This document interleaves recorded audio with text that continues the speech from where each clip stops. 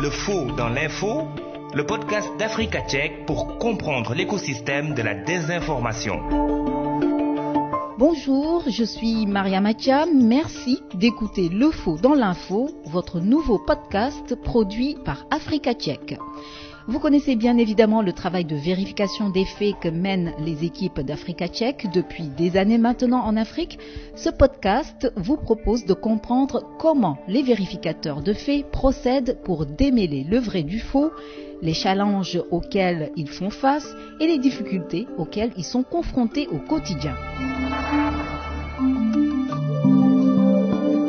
Les réseaux sociaux sont simples d'utilisation et surtout très communs pour envoyer des informations. Tous les utilisateurs ne prennent pas cependant le temps de vérifier la véracité des faits qu'ils partagent. Alors certains fake news trouvent un terreau favorable grâce aux réseaux sociaux. Dioma Dramé, bonjour. Bonjour. Vous êtes chercheur à Africa Tchèque. Un message WhatsApp a particulièrement attiré votre attention. En pleine pandémie sanitaire, des groupes WhatsApp ont contribué à la propagation d'un faux médicament contre la Covid-19. Alors, Dioma Dramé, le message disait exactement « Le Levotop soigne la Covid-19 ». Il s'avère que c'est faux. Quels sont les leviers qui vous ont permis justement d'arriver à comprendre qu'il y avait un poteau rose? Effectivement, les gens ne prennent pas le temps de vérifier les messages qu'ils reçoivent via les réseaux sociaux. Et concernant le Levotop, nous l'avons reçu à la rédaction. Et comment nous avons fait pour déterrer le poteau rose?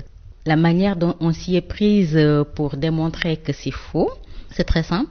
On a été donné la parole à des experts. D'abord un docteur en pharmacie, puis un médecin généraliste. Puis nous avons également posé des questions à une plateforme qui en anglais s'appelle Global Health Lab. C'est une plateforme qui regroupe des experts qui répondent aux questions concernant la COVID-19. Nous avons également consulté pas mal de sites. Le site de Figaro qui présente un peu le médicament et également la base de données publique des médicaments en France. Et il s'est avéré que toutes ces personnes à qui on a parlé et ces documents qu'on a consultés mettent en garde les patients, les personnes contre l'abus de ce médicament. Parce qu'en fait, il s'est avéré que le Levotop est un médicament qu'on utilise contre les troubles respiratoires. C'est un antibiotique très puissant qui utilisé n'importe comment peut s'avérer vraiment dangereux. Là, je reprends les propos du docteur Hassan Diop, qui est le président des syndicats des pharmaciens du Sénégal, qui dit dans l'article, avec ces médicaments, on prescrit, mais on surveille également. Parce que c'est un médicament qu'on ne prescrit pas en première instance, puisqu'il est fort, et que pour ne pas occasionner des résistances aux antibiotiques, donc ils y vont vraiment mollo avec ces médicaments. Merci beaucoup Dioma. Alors on aimerait aussi savoir, est-ce que ça vous a pris énormément de temps ou pas pour réaliser cet article, parce que vous avez cité énormément de sources, que ce soit des institutions, que ce soit des médecins, etc. Donc c'est beaucoup de sources. Est-ce qu'il vous a fallu beaucoup de temps pour réaliser cela?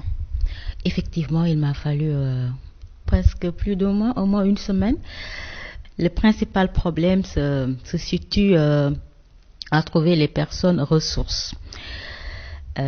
Pour les documents et autres, ça a été vraiment très rapide. Maintenant, pour trouver un médecin, un pharmacien qui accepte de se prononcer sur le problème, c'était pas facile.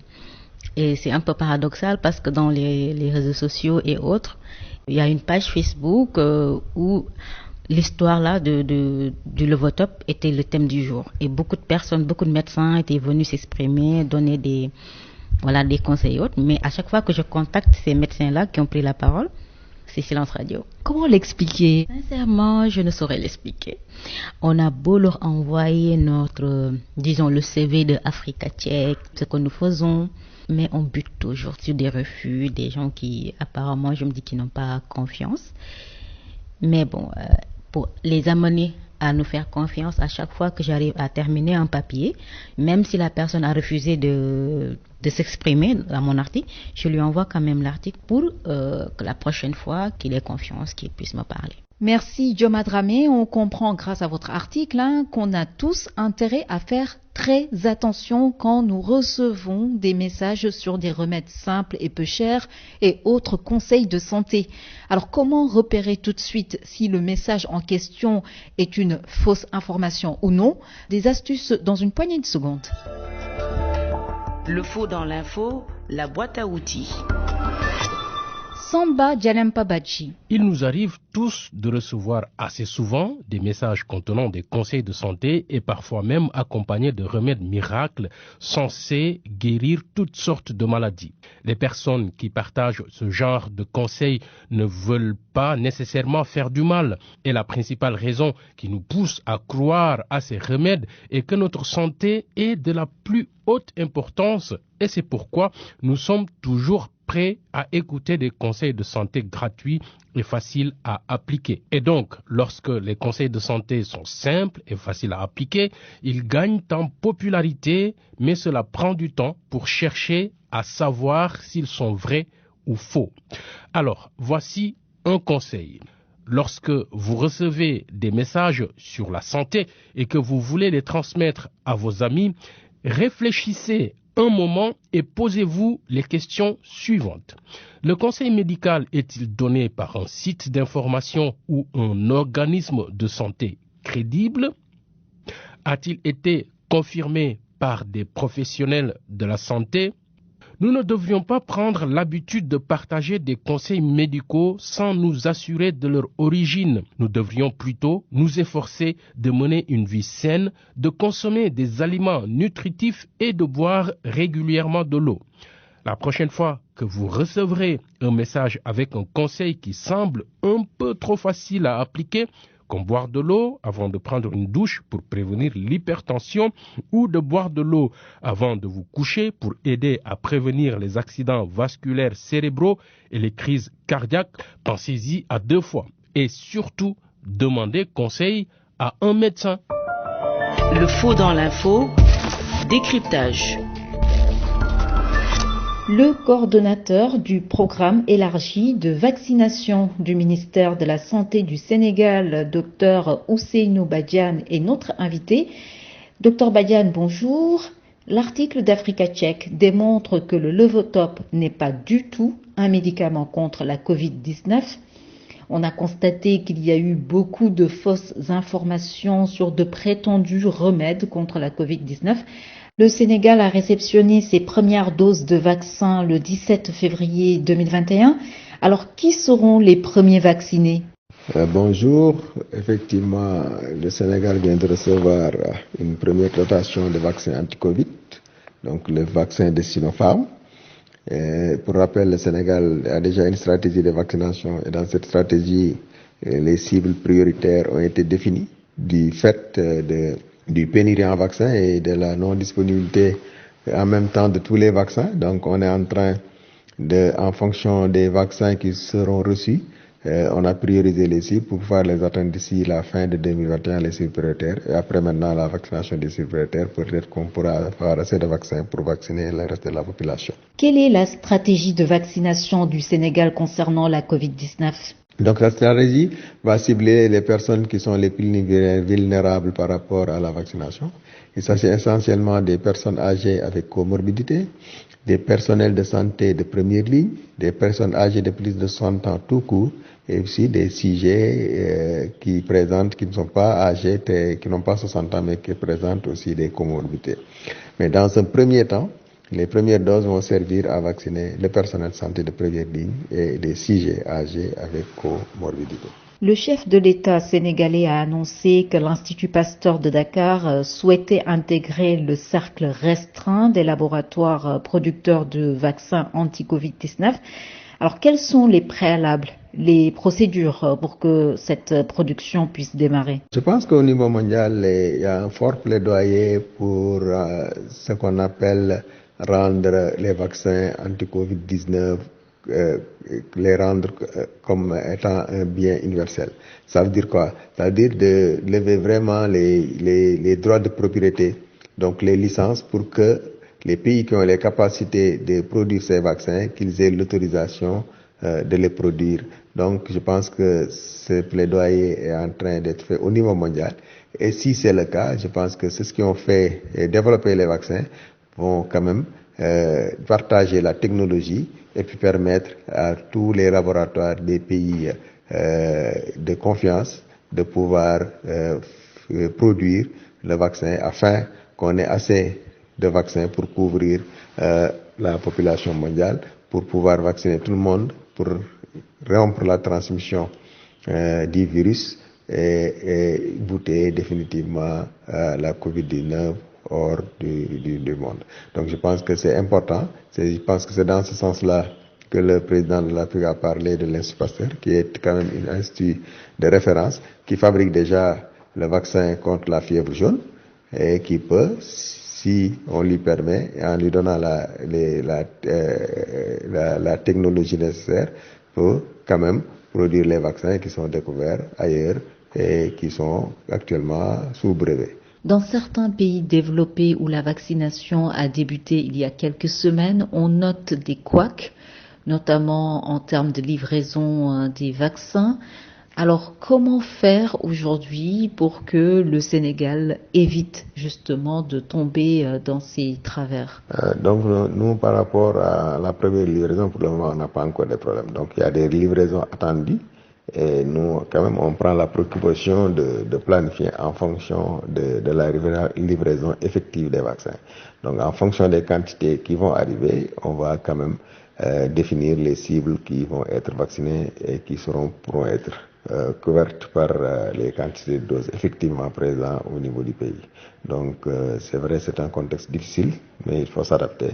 Et on est en train de s'organiser pour qu'il n'y ait pas ces couacs-là. Dites-nous, docteur Ousseynou Badiane, alors est-ce à dire qu'une fois qu'on est vacciné, on peut ne plus respecter les gestes barrières ou encore ne plus porter le masque, ou doit-on quand même continuer justement à respecter les mesures barrières contre la Covid-19?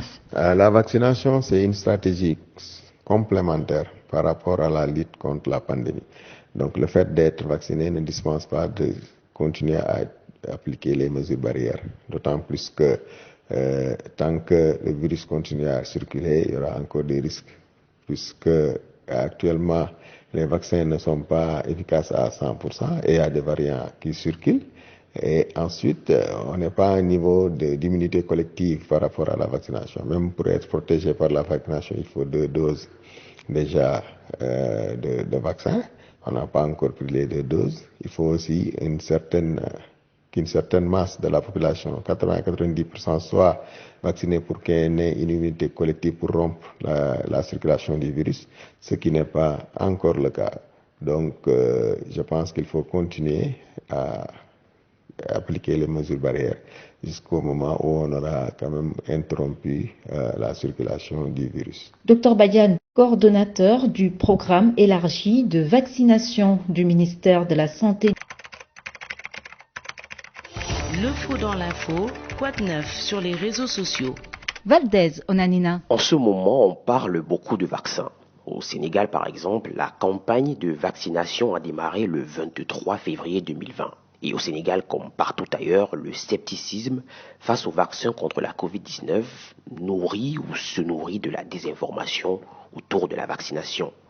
Plusieurs spécialistes des médias et même de la santé s'accordent à dire que les fausses informations sur les vaccins et globalement sur la Covid-19 compliquent notre sortie de cette crise sanitaire. Pour lutter contre la désinformation sur les vaccins anti-Covid, Facebook vient d'annoncer, début février, le lancement, je cite, de la plus grande campagne mondiale visant à promouvoir une information faisant autorité sur les vaccins. La campagne devait démarrer premièrement aux États-Unis, puis être étendue aux autres pays du monde. Le réseau social le plus populaire au monde annonce plus d'efforts pour retirer les fausses affirmations sur Facebook et sur Instagram sur la Covid-19, sur les vaccins contre le coronavirus et les vaccins en général pendant la pandémie. Et pour ce faire, Facebook a étendu sa liste des idées fausses qui ne seront pas tolérées et qui sont déjà interdites dans les publicités. Cette liste comprend notamment les messages affirmant que la COVID-19 a été fabriquée par des humains, que les vaccins ne sont pas efficaces, qu'il est moins dangereux d'attraper la maladie que de se faire vacciner ou encore que les vaccins sont toxiques ou causent l'autisme. De plus, le réseau social prévient que les personnes qui partagent ce genre de désinformation pourront être bannies de sa plateforme. Les administrateurs de groupes de discussion ont été informés qu'ils devront approuver des messages de membres qui ont tendance à répandre de la désinformation avant qu'ils ne soient partagés. Et sur Instagram, les comptes d'utilisateurs cherchant à décourager leurs abonnés de se faire vacciner seront plus difficiles à trouver. De plus, Facebook dit vouloir aider les pouvoirs publics à communiquer plus efficacement sur les disponibilités de vaccins et les moyens de se faire vacciner. Des plateformes importantes et crédibles collaborent depuis des mois avec les grandes organisations de santé pour mettre en avant les informations qui font autorité sur la crise sanitaire, notamment à travers le Centre d'information sur la COVID-19 de Facebook. Et selon Facebook, plus de 2 milliards de personnes de 189 pays dans le monde ont été connectées à des informations fiables via ce centre d'information. Cette nouvelle offensive de Facebook s'ajoute donc aux efforts et aux initiatives contre la désinformation que l'entreprise a menées, notamment depuis le début de cette crise sanitaire, il y a un peu plus d'1 an. En espérant que cette fois, l'impact de ces mesures contre la désinformation soit effectif ou en tout cas plus important que les précédentes mesures. Merci à tous d'avoir écouté ce podcast d'Africa Check, le faux dans l'info. On se retrouve le mois prochain.